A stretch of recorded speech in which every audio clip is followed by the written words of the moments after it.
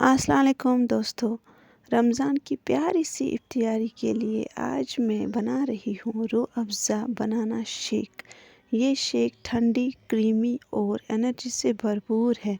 इफ्तियार के बाद तुरंत फ्रेश फील होगा।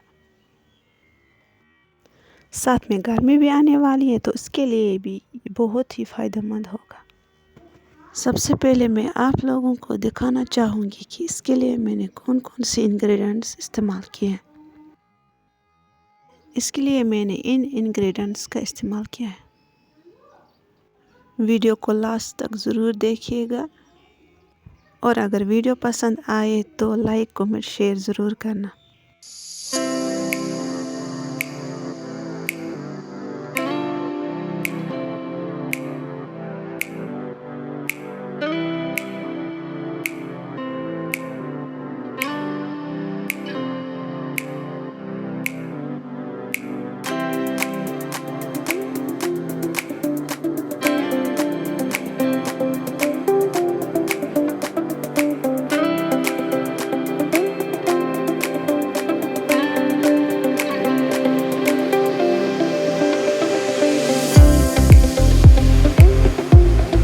आइए स्टार्ट करते हैं।